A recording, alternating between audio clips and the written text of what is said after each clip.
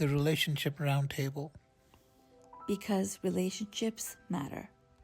Hi everyone, welcome to my channel. I'm Jessica, and this episode of the Relationship Roundtable is dedicated to all of my very single friends who are completely overwhelmed with the dating process.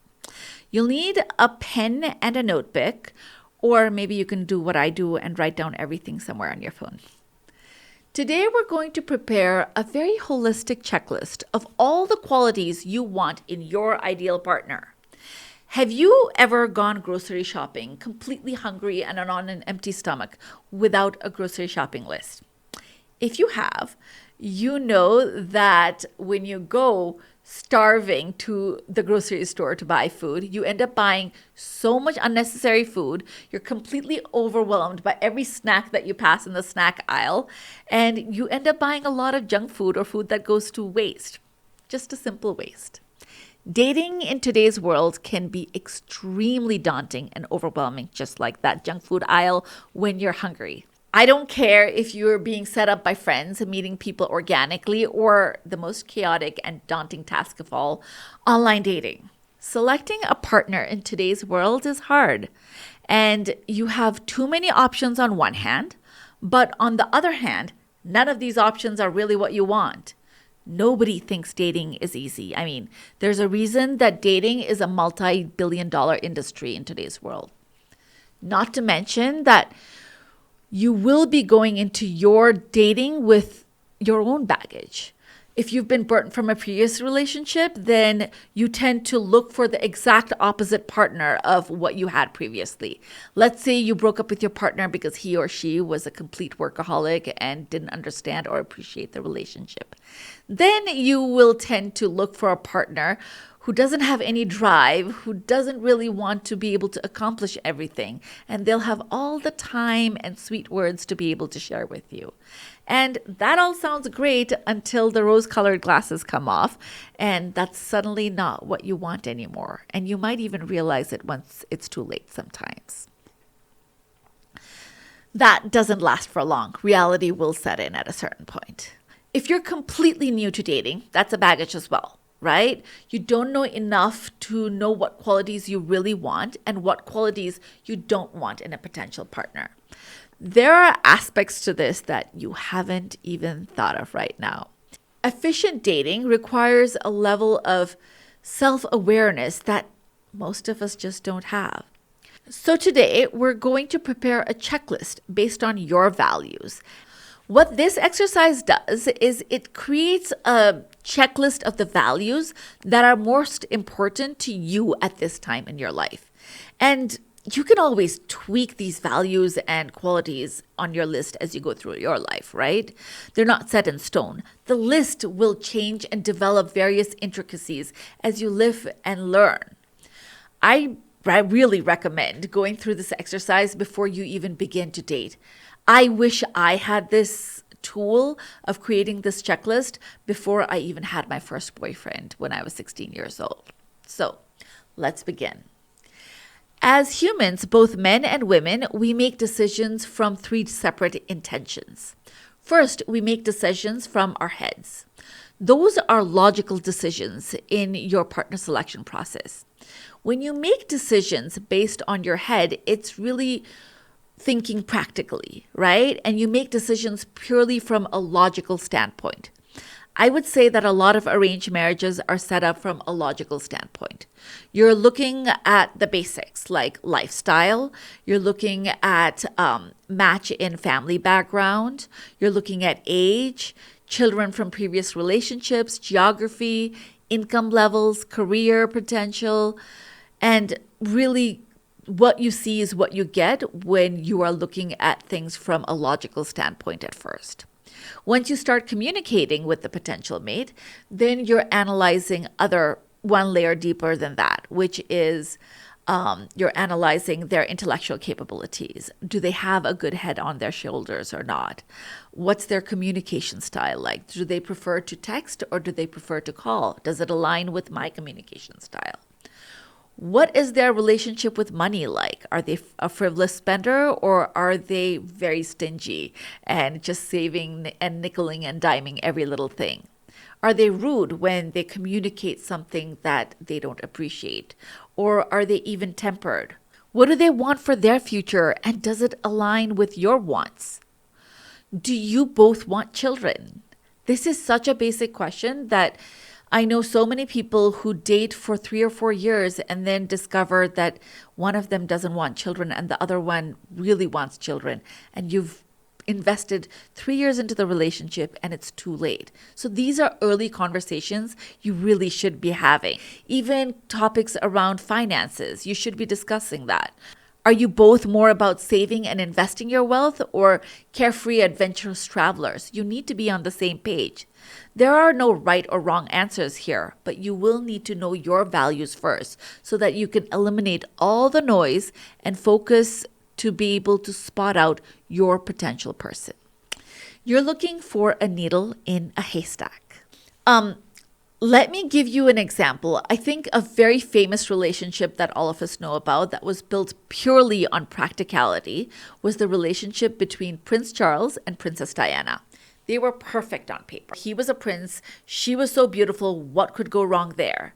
There were no feelings of physical desires in this setup or an emotional connection. That was just expected to follow suit. The priority was that Diana hadn't had any lovers prior to this marriage and that she would be able to bear the future children of Prince Charles. It was purely a very practical decision-making process and I would say very transactional. I think finding a partner based on practicality is great. That's an important layer, but that doesn't paint the whole picture. The second is when we make decisions from our hearts, purely emotional decisions. This is very lopsided decision-making process as well. Into this category, we basically find those people who truly believe that love will conquer all. Love is all that we need to succeed. The only problem is that love doesn't sustain when the harsh reality of life hits you hard on the face. And the ups and downs of life will hit you and test your relationship in various ways that you haven't even imagined. Life is full of ebbs and flows.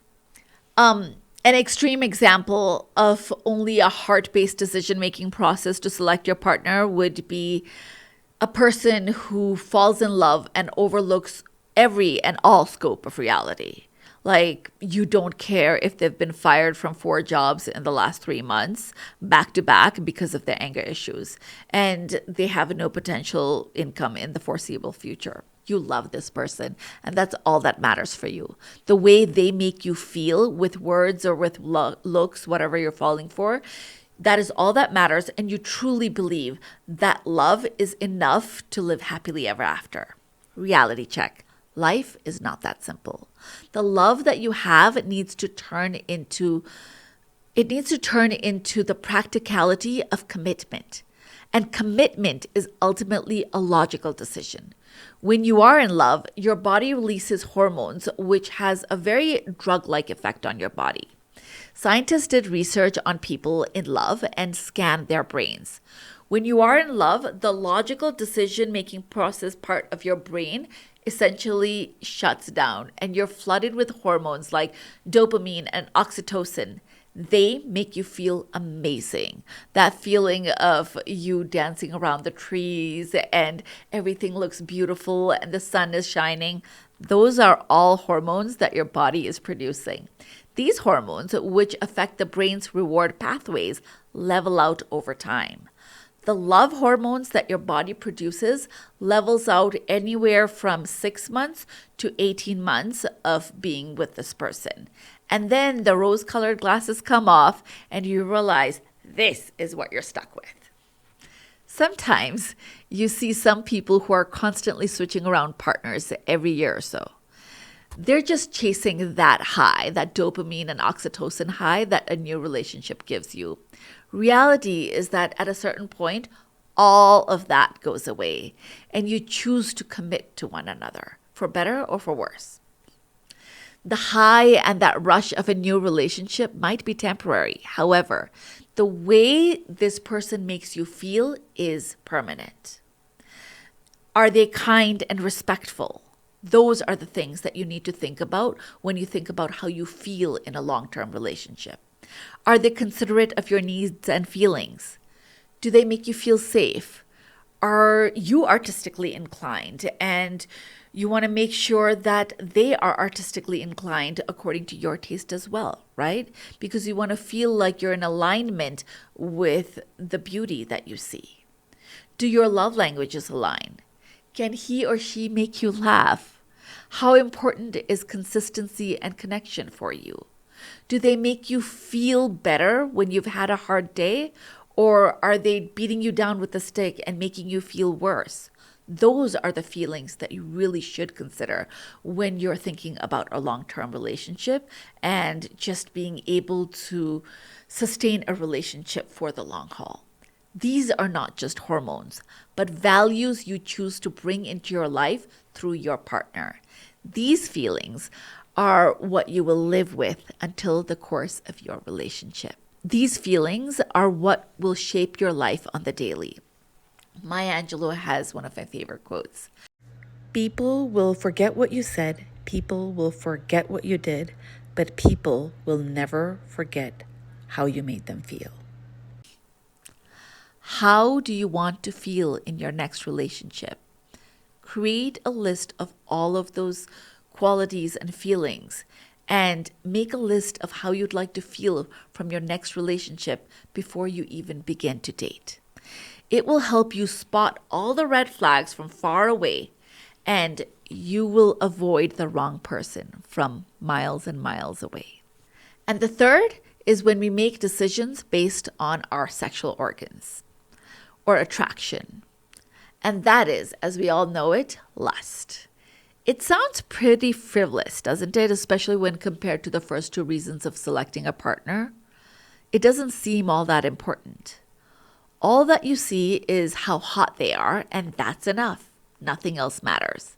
And although lust shouldn't be the only reason that you select a partner, that is pretty juvenile. Nobody stays hot forever either. Not even me. Just kidding.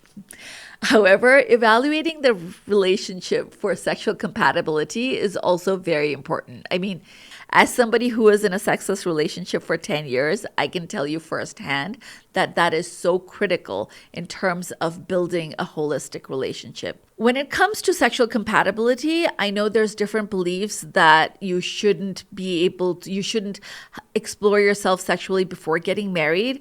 But my logic to that is, would you buy a car without test driving it first? No, you wouldn't. So why would you get married without evaluating for sexual compatibility? You don't even know what you're committing to for the rest of your life. And maybe they have some weird kink that you just can't get with, and you have to deal with that for the rest of your life. Or maybe their equipment doesn't work. Do you really want to find that out after the wedding? I made that mistake. I highly recommend that you don't.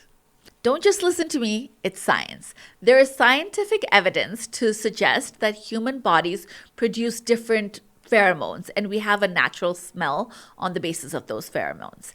And that is why you might be naturally attracted to one person's body odor and repelled by another person's body odor. We produce these pheromones through sweat, urine, breast milk, and other bodily fluids, which helps you either attract a mate or be attracted to a mate with whom you can pair to produce the healthiest offsprings. There are studies that have found that human body odor can trigger behavioral responses from other humans. So, having a strong sexual compatibility is also a very important aspect of relationships. Generally, when you select your partner, you need to have all three pillars of compatibility in place. If your decision-making process is too skewed on one pillar, you run into incompatibility and relationship problems on the long run. Practically, your lifestyles need to align, whether that be financial or even something as simple as geographical. You can't date long-term if you live in New York and the potential partner lives in California, and there's no way for either of you to be able to ever move for whatever reasons. And you need to be intellectually compatible with each other too. So those are some ways in which you check your logical alignment. You also need to be sexually attracted to one another. So that would be your lust. That is a very critical piece to complete the larger relationship puzzle, and it can't be overlooked.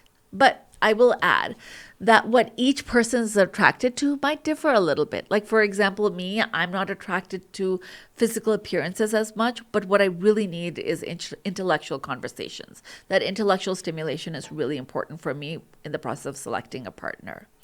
Being good at looking is just an add-on, it's a bonus. Someone else might need a partner who is artistically inclined to feel attracted to them. This exercise is about outlining and defining your value system. And over time, you'll also need to develop feelings for this person and build memories as you grow together. That would be your emotional side. You need to be with somebody who makes you feel safe and feel seen. Somebody who helps ease your fears and calm you down. And somebody with whom you can communicate with ease and flow. You want to feel understood and you want to feel loved as you are. You want someone who makes the good days better and the hard days a little bit easier to go through. You can also add on additional layers to your list as well. 2 more layers that I recommend adding include 1, spirituality, morality, and religion. And though they're broken down, I put it in the same segment. And whatever your religious, moral, or spiritual values are, you want to find somebody who aligns with your core values. For me, I wanted to find someone who is not religious because I'm not religious. But what I was looking for was somebody who is grounded and someone with a strong moral compass because that's important to me. And I always recommend adding on 1 more layer, which is family. Because family is an important layer that you need to be able to add on because you also want to find somebody who can mesh with your loved ones that you have in your life. For me, dating as a single mom, I wanted to make sure that my son would be loved also, and he also felt wanted. It's not just about me. I was looking to build a family where both of us have a sense of belonging. As parents, you are only as happy as your least happiest children, right? And the relationship where children aren't happy will never survive on the long run. So for those reasons, I also wanted to make sure that I found a partner who has children who I could genuinely and deeply love. My relationship with his children was very important to me, and I had written that down on my list of qualities and values that was important to me. Those details were all written down on my list. You might not want kids. Maybe you want to find a partner who can be compatible with your parents or your siblings. You get to decide your value system. I mean, if your family owns a winery business, you probably wouldn't want somebody like me. I have zero understanding of alcohol. So if you want to be with somebody who is highly educated partner, someone who's driven and ambitious, then maybe don't expect them to sacrifice their career in another 10 years' time just because it's convenient for you and your career. If you expect to be a part of a dual income household, then be ready to do your part of household chores as well, equally. What I'm trying to tell you here is whoever you get into a relationship, it's a package deal that you choose. Please don't choose one package and then expect a completely different package at the snap of your fingers according to your convenience. That doesn't work. Don't fall in love with one person's qualities and expect them to completely change for opposing qualities down the road because that's convenient for you. These are things that you need to think about before you even begin the dating process. I recommend creating a list under each of these 5 categories and writing down every quality you want in your future mate. You want to be able to search and select a partner according to your background and your needs. This list will help you evaluate and articulate your internal value system. It'll save many heartbreaks for you and for all the people around you. It will also allow you to be more realistic as you go out into the world looking for your life partner. I made a list like this before I started dating, and it streamlined the process of dating so much for me. It made it so much more easy. It allowed me to really be able to focus and eliminate people from my dating pool very efficiently. My boyfriend meets, I would say, 98% of everything that I'd written for myself on my partner manifestation list. He's never seen this list, likely never will. Way too embarrassing. Well, maybe someday when I'm 80 years old, we're both 80 years old, then maybe I'll show it to him. But in conclusion, dating can be really overwhelming in today's world. Most people make the mistake of trying to simplify this process and make it more manageable by limiting their choices. They put hurdles in place and they're basically choosing potential partners from a selected small pool of people and then investing too much time in each potential partner. That is the wrong strategy of dating. That dating is a game of probability. Successful dating uses the simple mathematic logic of probability. Your best strategy when it comes to dating is to widen your dating pool as much as possible so that you have a high selection of potential mates to select from, and then learn the art of efficient elimination.